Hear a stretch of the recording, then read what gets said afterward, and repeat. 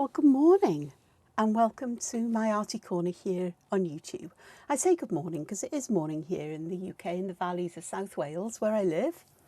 In Wales, of course, which is one of the nations of the United Kingdom.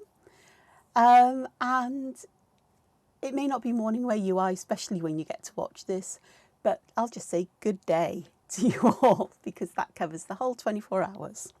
Okay, so thank you for joining me and thank you so much for everybody who subscribed. I know I say this every video, but it's because you, each and every one of you who've subscribed means so much to me. So do all of you who give thumbs up, who share my videos, who watch them. And if you do watch them and haven't subscribed, please consider doing so. It doesn't cost you anything. You're not going to be beholden to me for eternity in any kind of way. You just will earn my eternal gratitude. And it helps to share my video with people of similar minds, or who would find this interesting, which is what I like to do, I guess. Not so much interesting, but it's that encouragement of people to draw and to gain some confidence and to try things out and see what happens, without that pressure of perfection, because none of us are perfect. And though you look closely at any artwork and you'll find little imperfections, I'm absolutely sure. Maybe not everyone, but you know, there we are. So I've got a selection of tools in front of me here. I've got a piece of paper that I'm going to work on to begin with. I have got another one off to the side if I have time. So I've got a pencil, I've got a grey fine liner, and I've got a couple of black fine liners, an 03 and an 01, and an eraser just in case I need it, because I am not averse to erasers. Before I start though, I thought you might like to see this if you haven't seen it. I did post it in the community section. I finished this. Well, I did this yesterday throughout the day, bit by bit. I don't know how many hours I spent on it, but I am really, for me to say I am really, really pleased with this tells you that I really, really am pleased with it. I realised that I've got to remember down here I haven't put the little white dots in. That's a minor thing. I'll do that eventually. But I'm really chuffed with how this worked out. If you want to find out more how I do different bits, just leave a comment. Just say, yes, I'd like to know more about this. I'm not going to say I'm going to draw the whole thing again because that's not my way. But I do enjoy helping people to learn and to grow and to develop in their own way. And that is a landmark piece for me. That's one of my landmarks where suddenly things have just clicked together and I'm beginning to work it out. Having said that, I'm doing some, I thought, with that one I've just shown you, a friend of mine who I showed it to said, oh, that really, where's the letter? That looks heraldic. It looks like it should have a big letter in it. And I thought, okay, then we'll have a go at monograms. So I sat in bed last night working on this one. And I wasn't happy with it last night. But this morning, actually, that one might work out when I finish it.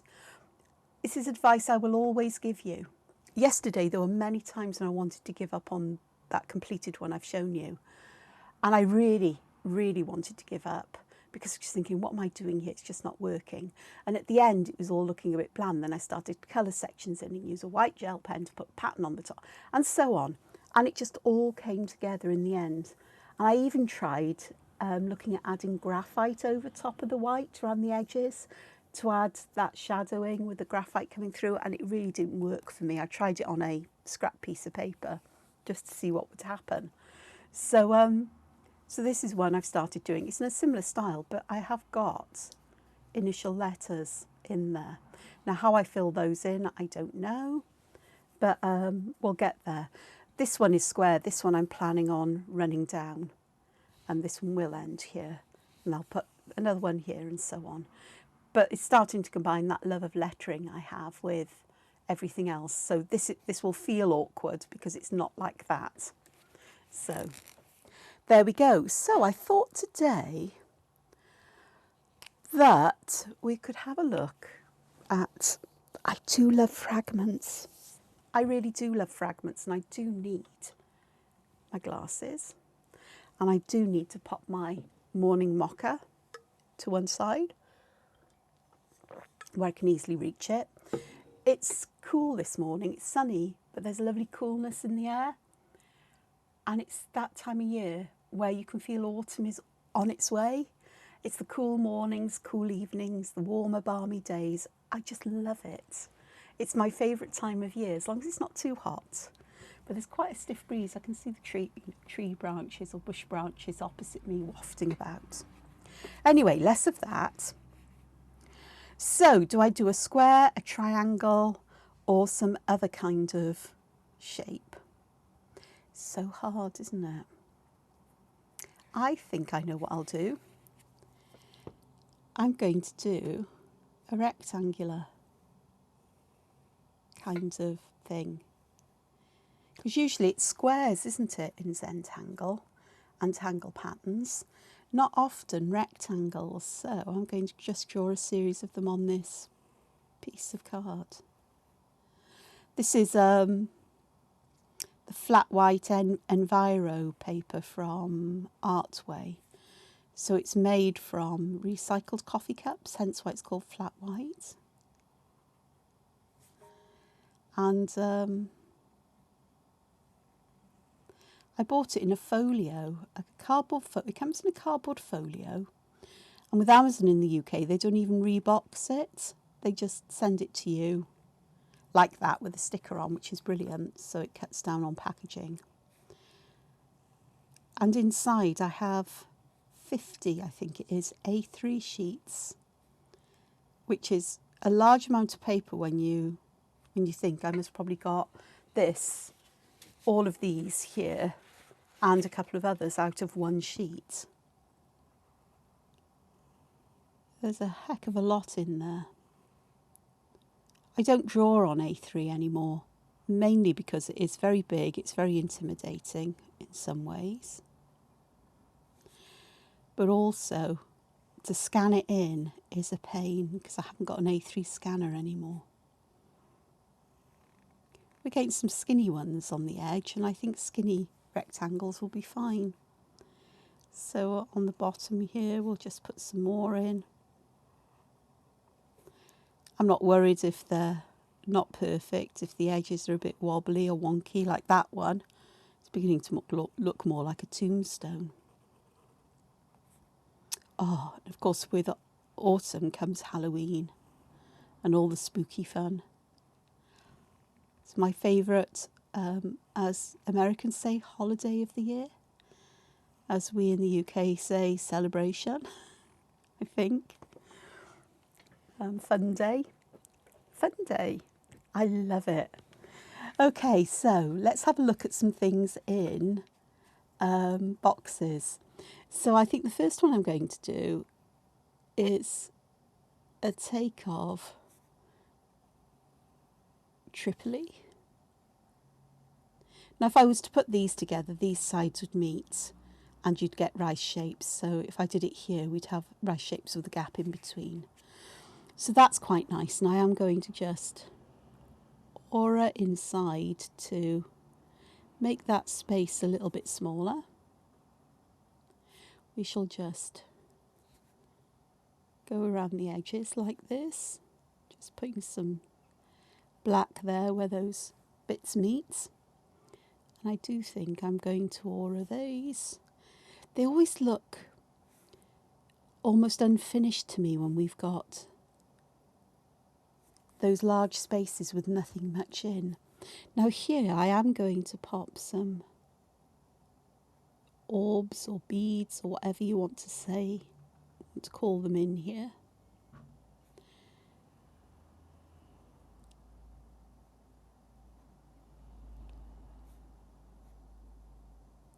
And just fill in black around them. I'm using black. I could have used patterns. And I'm also going to get my 01, because in these sections I'm not going to fill them in with black. I'm going to fill them in with very fine lines going together. Now I could have stopped this fragment at any point I wanted to, but I chose not to. I'm just taking it to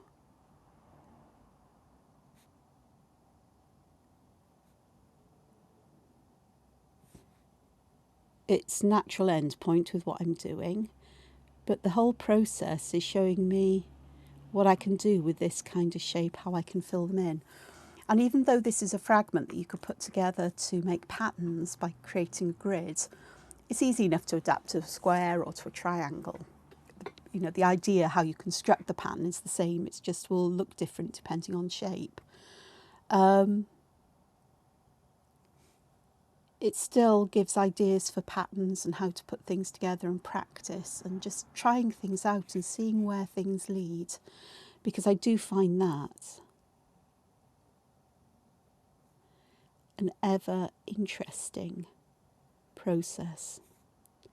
So here I'm doing, I don't know if you saw that, but I've drawn like an upside down L here and a back to front L here.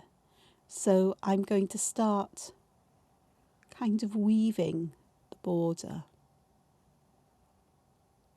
So instead of using sort of like the edge, you know, going all the way along the edge, I thought, well, an L shape might give an interesting effect here.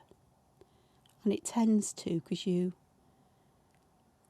have to, I have to think because I'm talking. And then I get down to that space in the middle. And that space in the middle, I'm not going to fill in black. I'm not going to put orbs in. I think I'm going to pop in one of my favourite filling patterns, which is Shattuck, Zentangle pattern. This kind of thing is very common. These patterns of zigzaggy triangles are quite common in Romanesque architecture, which is one of my favourite sources of inspiration in some ways. And so this almost looks like I'm looking down. When I add shadow to this, and I will add shadow, it will look like I'm looking down into or through a window, a deep window in some way. It's not always easy for me to see the illusion until I add shadow and then I look up on the screen. But when I look up on the screen, I can see how these are going to end up shadowed. And along these sections, you'll see. Okay, so I'm going to put a border in here as well, because I do like an outer border. And for this one, I think I'm going to fill this with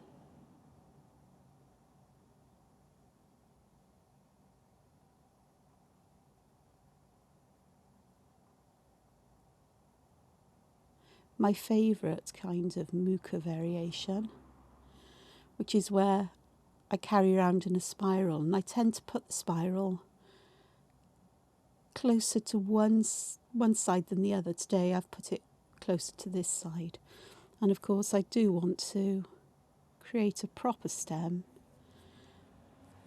So from here, rather than keep this going parallel to the stem there, I've chosen to take it right back to the corner so it points and just looks a bit more natural.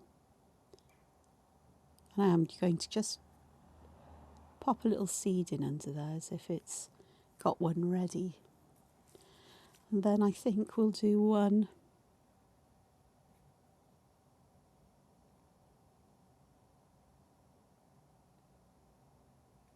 up here. And you can see that I am adding weight to some of those lines.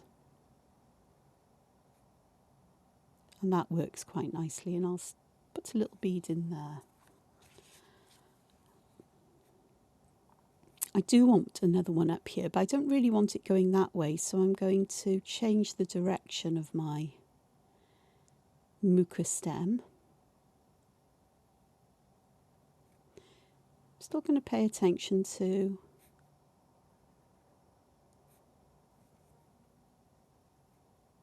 weighting these lines to give a sense of volume to them, because that's important to me.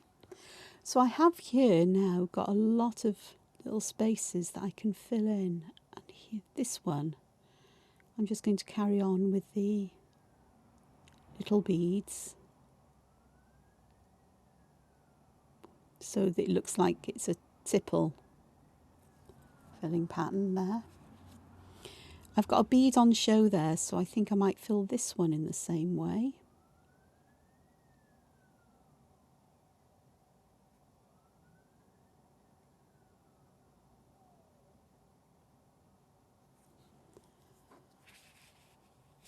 Do you know what? I think I might fill them all in. I think this may be a bit much, but until you try it, you don't know, do you? And that's what this is all about, is let's have a go, let's see. I'm not creating any finished drawing, I'm just drawing for fun, to flex my creativity muscles, my curiosity, and at the same time giving my hand-eye coordination and fine motor skills a good workout. As I say, the worst that happens is that you may have used a little bit of ink, a little bit of time, and made a bit of a mess of things, but I know I'm already happy with what I've done because I like this one. That one I think I could do better in a different way, but I just think that this hasn't been a waste of time yet, and won't be at all. And some of these ideas may transfer into the drawings I'm working on at the moment.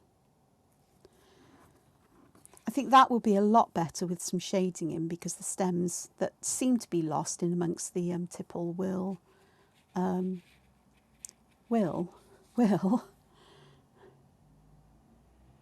stand out more when I add shading or colour. So here I'm going to add an orb in the middle, but because this shape is a bit like a stretch square, I thought I'd stretch the orb, because that seems to make sense to me. Now I could create this like well, which could be an interesting thing, but well is just a very common kind of pattern.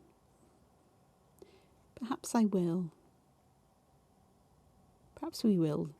Let's do that and see how it works out. But let me see if I can give it a bit of a twist.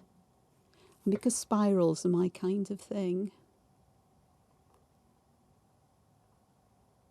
let's do it that way. So that I quite like as it is, but let's have a look at going, because this will be the next one.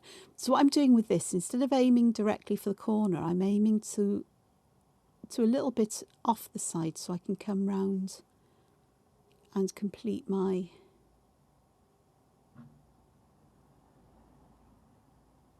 spiral like that. And we'll do the same on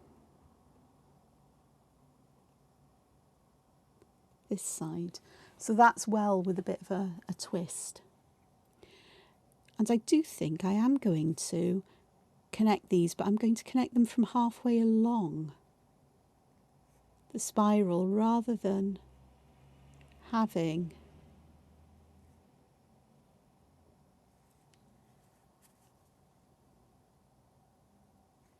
that line sort of like form the stem by joining on to this part of the spiral that just thickened there.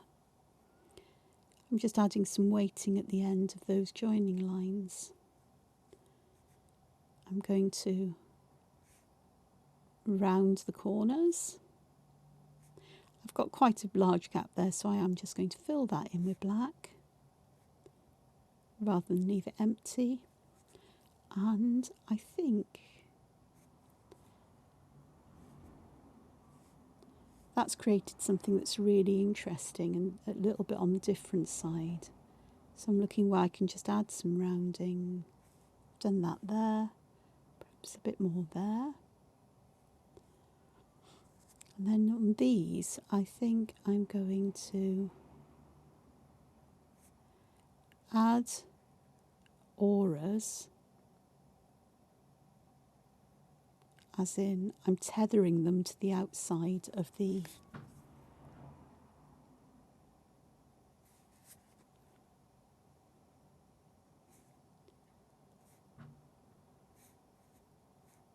this particular fragment, which could just form the centerpiece almost. because it could be awkward to get these to actually tie, meet up on side to side, but perhaps not. I don't know. I'm just enjoying myself here. I'm just taking my O1 here, and I'm just going to fill this in with tiny little spirals, the print-ons pattern. Print-on.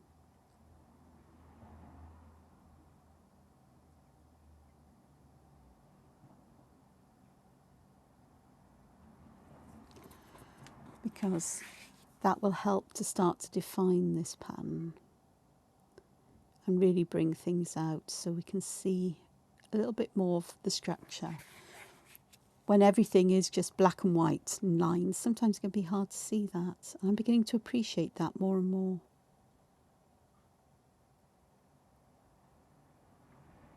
But there comes a point where you add too much and you lose everything. So there's a fine balance between filling in some of the flesh between the bones, as it were.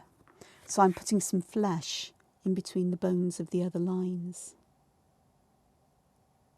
But you still want to see that underlying skeleton to help to make sense of the pattern. These here, these need something to help differentiate them from these. But again, I think that will come from shadow more than anything else. Okay, so here I'm going to do something that could possibly work and maybe not, is I'm going to draw a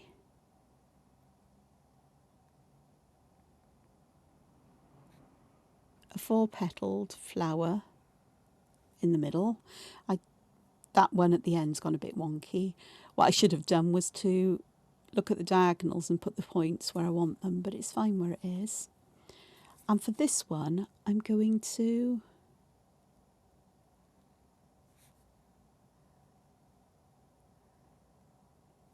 draw some dividing lines in. It's almost like a gift, doesn't it, with a little ribbon on.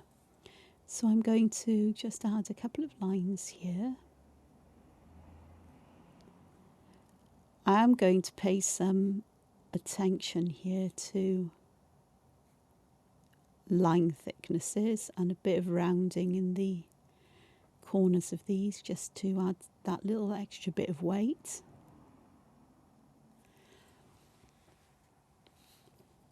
Now then, I do want to do something with these sections, and what I'm going to do is I'm going to draw a border in,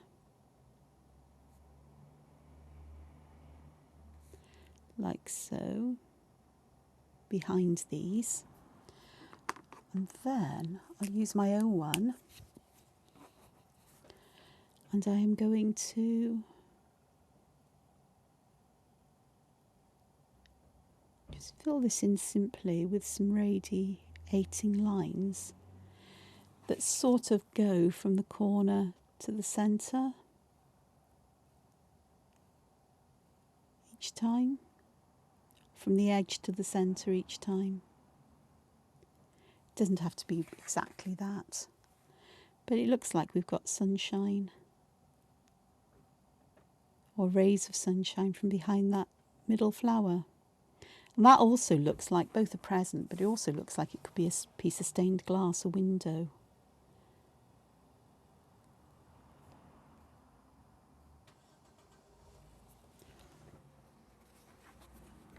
So that's something a bit different. Oh, look at this one. This one is really a bit different. So I'm going to put a circle in the centre. I am going to draw from corner to corner.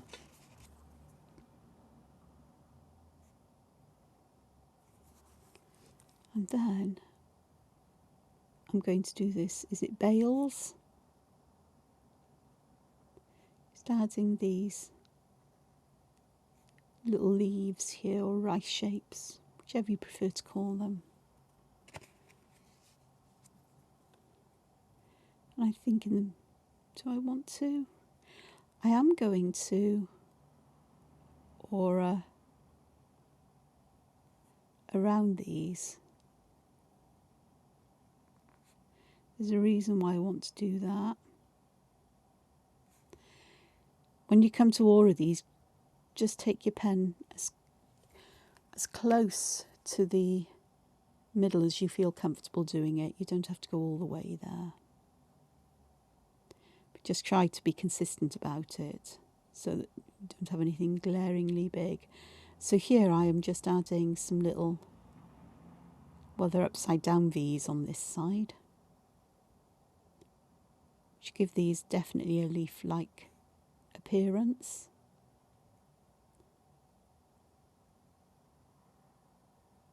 I'm using the O1 for this, like so, which is quite nice. And then in these outer sections, I think I'm going to sneak in, sort of doing almost like a circular shape here, and I'm going to sneak in some crescent moons.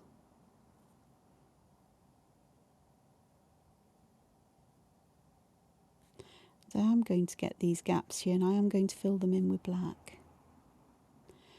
This, I'm not entirely sure about this one. I'm not entirely sure I like it. But that's not the point of this exercise. This exercise is to, what can I do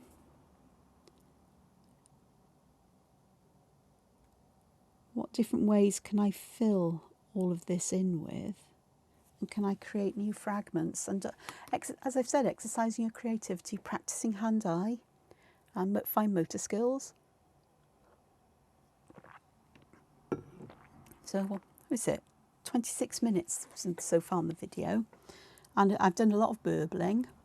And I've done 6 fragments in that time. So it's really quick to do. And once you've got the page set up, you don't feel obliged to fill everything in. I doubt I'm going to fill them all in. But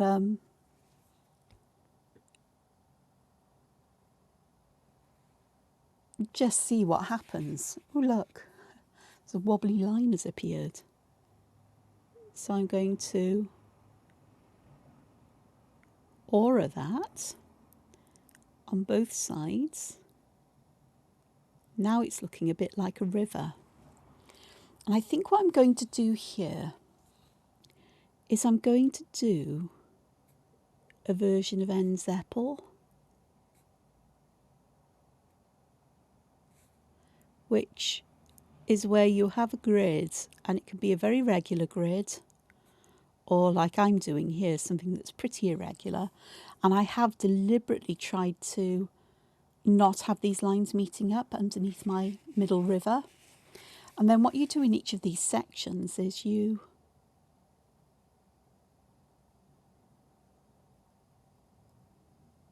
squash something that looks like it could have been a very squishy ball in there. So it's nice if you actually do draw along the lines, because it adds that weight to the lines instantly. What you end up with is a set of boulders or pebbles.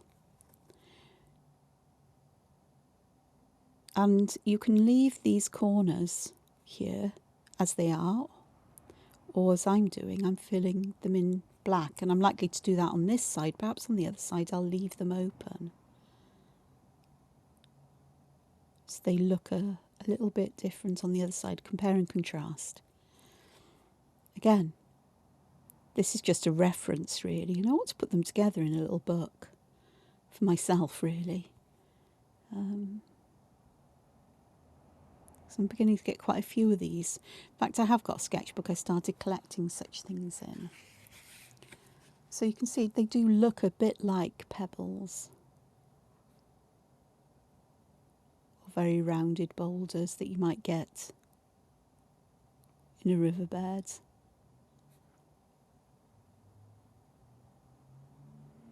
Depends how long they've been in the riverbed and how swift the river is and how much they get knocked and bumped around, or other moving objects, you know, like sand and silt and stuff, rub against the rocks to round them. to knock the corners off. There you go. So you can see the difference between them there. Its choice is yours really as to which you do and prefer. And it may be that one day this is the way to go, and perhaps on another day it'll be the other one. So what I'm doing here is I'm just adding a little curve at the end, and then I'm just putting some wibbly wobbly lines in to add some texture. So, and it acts as a little bit of a shadow as well. The less space you have, the less wibbly and wobbly they can be in some ways. So on these other ones, I'm just going to put my shadows in a different way.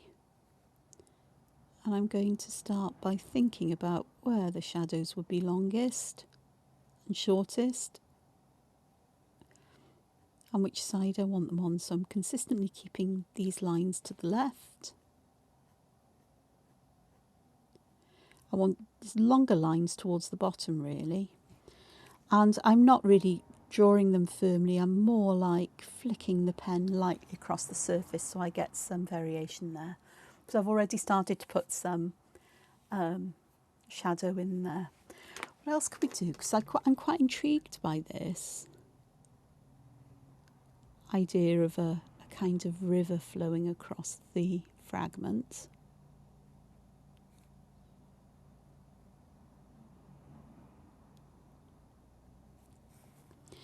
So with this one, I am going to pay attention to the left and the bottom of the lines.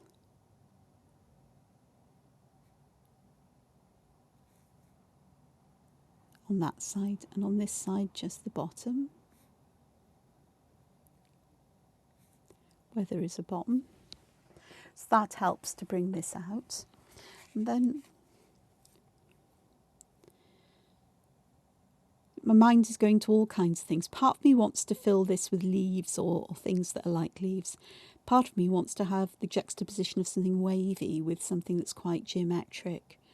So I think what I might do is I think this is an old Tangle pattern called Footlights, where I'm starting with lines that are diverging slightly, so that means they get wider at the end a little bit, and they'll start to overlap with their neighbours, and I'm just going to weave them there, a bit like the old footlights on stages.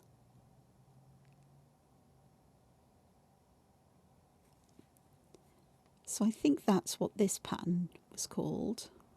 But I think it usually started off from like a crescent moon or whatever. But here I'm just going to use the wobbly nature of my rivery thing here. Just fill that in. That is actually quite interesting. And of course, close to the edge here, the lines are far more are closer together, so you've got more ink there, so you automatically have a shadow going on. And of course we can do this on the other side. So if I put where I want my lights to be in, fairly evenly spaced I guess, and then I can just start to weave them. So I'm just going to aura them one after the other, and like I did here. So I'm working in a more logical way rather than, oh, I know what I'm doing kind of way. And when they start to overlap, they start to overlap. And you just carry on weaving them back and forth.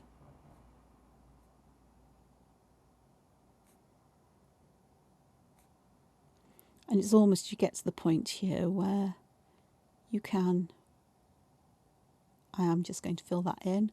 And then you can just focus on each of these sections and just weave them back and forth until you fill them in. So that's quite interesting. Looks like fabric that's been rucked up or, gathered with some rickrack or something else, ribbon or something on the top. Or even sheaves of wheat that have been bound together by string. So if you've got places that are a little bit wider than you'd like, just go back and fill them in, which is what I wanted to do there, and I think I might just pop one in there.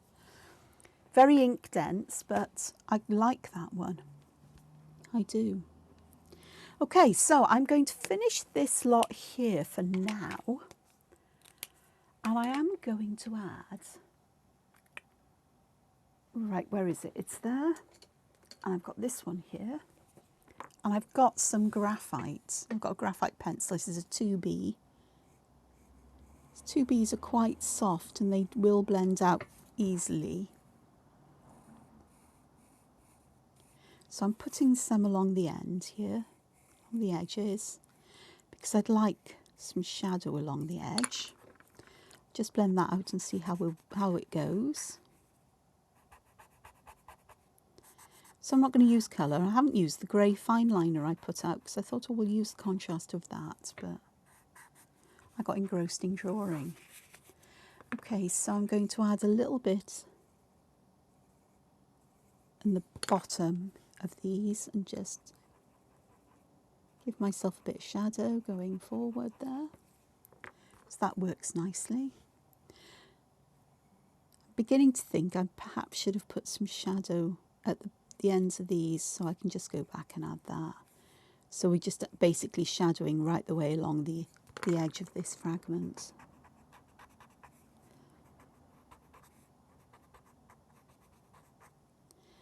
And then with what's on my paper stump here, I'm just going to add a bit of shadow into these corners here, just to bring those, put some shadow in there.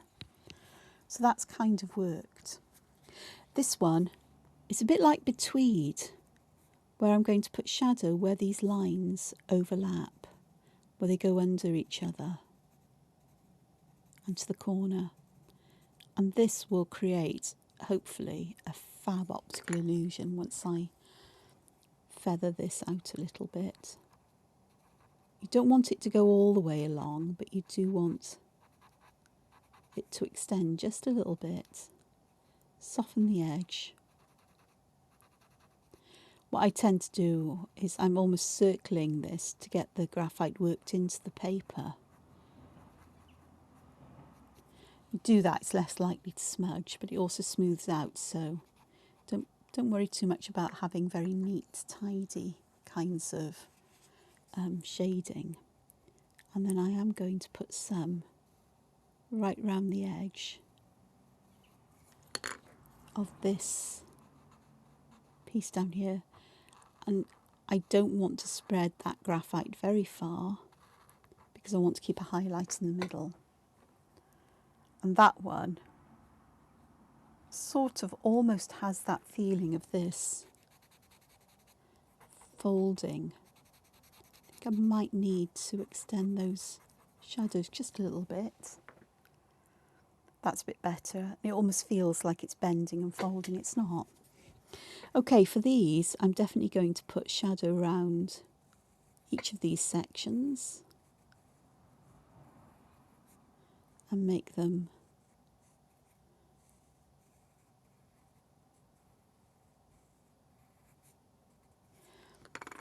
look like they are bulging a bit. I'm going to have to come back with white charcoal, I think, for the centres. But that's fine, that's what happens. Small spaces. Not a lot you can do about that. Well, I can, because I can use an eraser. If I'm careful, I can just erase some from the centre just to let some shine. So that's lifted these up quite a bit, but I still want a bit of shadow around the bottom of these just to help with these feeling that little bit more dimensional.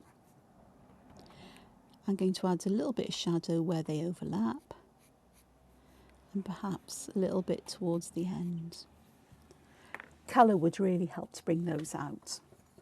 Okay, with this, I'm going to add shadow at the base of each of these spiralling sections. work it in and then move it out.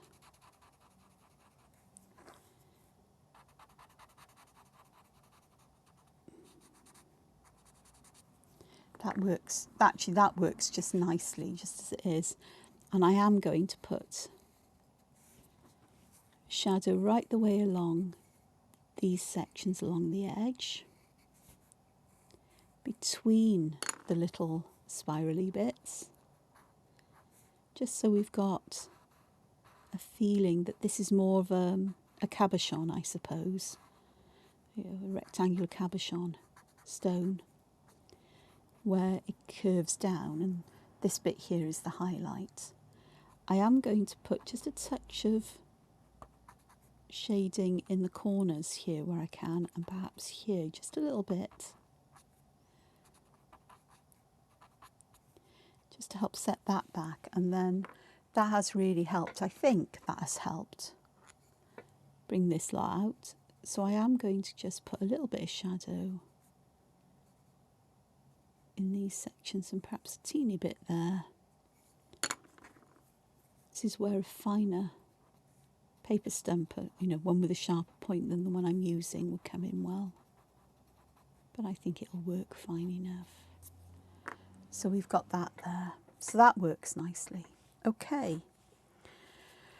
For this one, I am going to put some shadow right around the edges of these, almost like there's a really bright light underneath that central flower. With colour, this would be so much fun. You could have, you know, almost white there, and to a yellow, to a very, you know, a yellowy orange on the edge, to really bring out that suggestion of light. This will work quite nicely, I think. So I'm working on just softening those edges a little bit, like so. And I am also going to put some shadow underneath some parts of that flower and across these crossbars that go underneath the flower as well.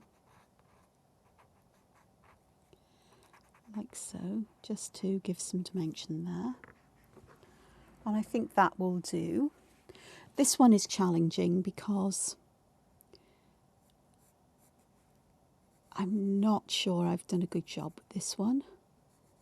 But what I'm doing is I'm putting shadow at the centre on alternating leaf sides, so like so, just to give those leaves a bit of folded dimension. Then I'm going to put some shadow on either side of the crescent moons, like so, trying to leave a gap in the middle where there would be some shadow. That's helped to lift things up a little bit. Here I'm going to put some graphite over these scribbles, and the left and bottom of these, again over these lines. But I just want to add a bit more shade here.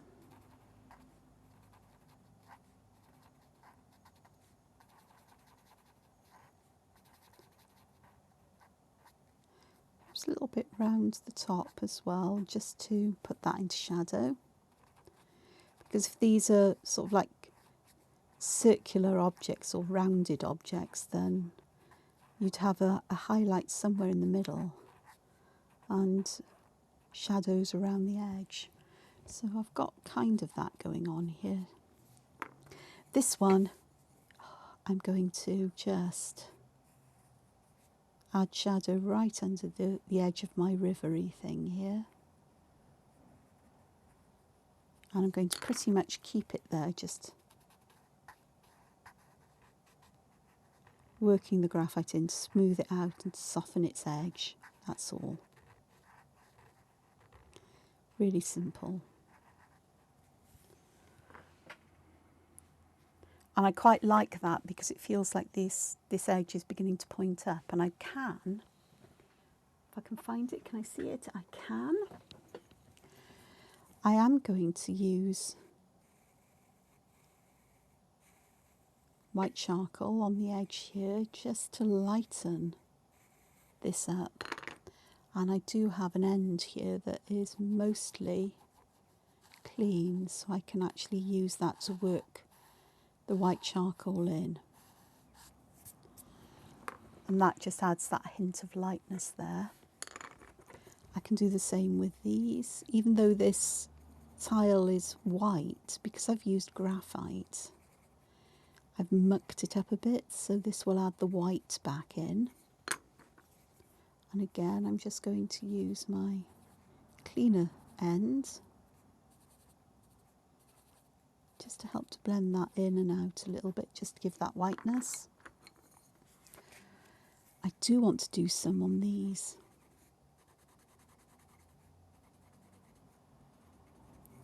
Just to give that hint of brightness that's going on in these.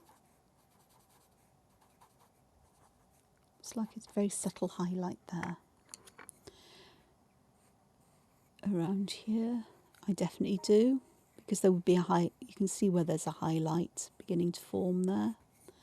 So this will just help to bring that out that little bit more, perhaps.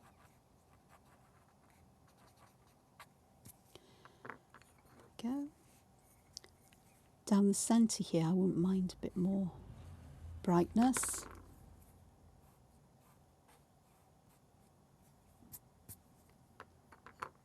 With these, I think I'm all right with this, although I think perhaps we could have some highlights in this section here. And it also helps to knock those black lines back a bit and turn them greyer so they're not as obvious. That's the nice thing about this, about using this chalk, is it does that. I'm going to add some highlights here as well.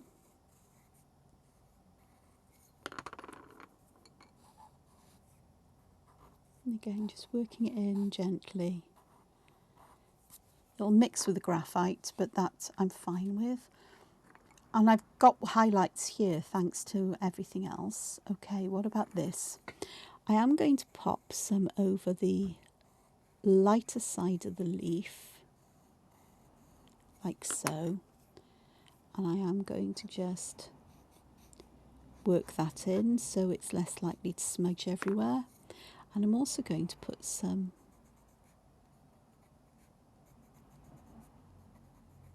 down the centre of this crescent moon. Oh, I do want to pop a shadow in there.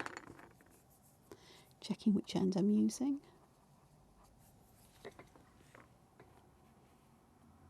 There we go. Lovely way to start a morning.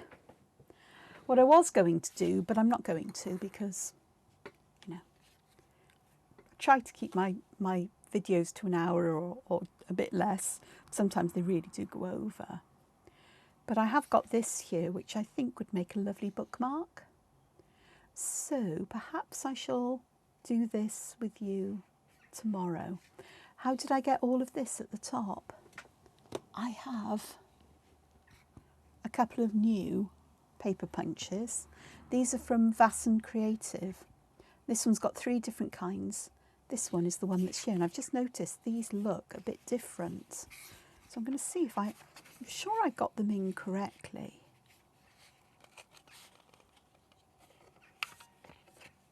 No, I didn't. That's better. I can see now that they weren't exactly. Oh, I don't know. Are they? They are. It's just my eyes aren't seeing it correctly. They are the same. Yeah, they are. What an idiot. But so I've used one of those there, and I've used one of the circle ones. Yeah, I think it was the 7mm. And these cut so smoothly and so easily with so much less effort than my older ones.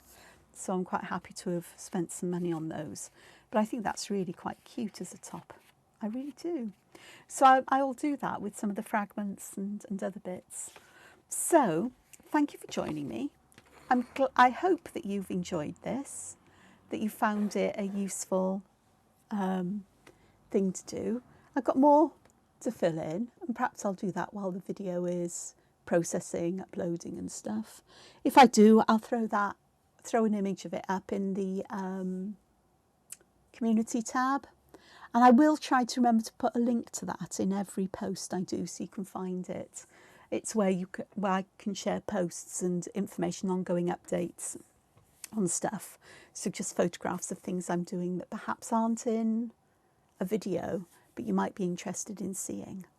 So until I see you again, please take care of yourselves. Thank you so much if you subscribed. If you've stuck it this far and you haven't subscribed yet, please do. And I'll see you again possibly tomorrow, though tomorrow is Template Thursday, so I draw a colouring page for a Facebook group every week. And tomorrow is the day I do that, so I'll see how I get on.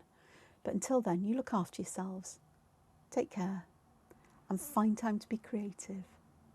Ta for now. Bye.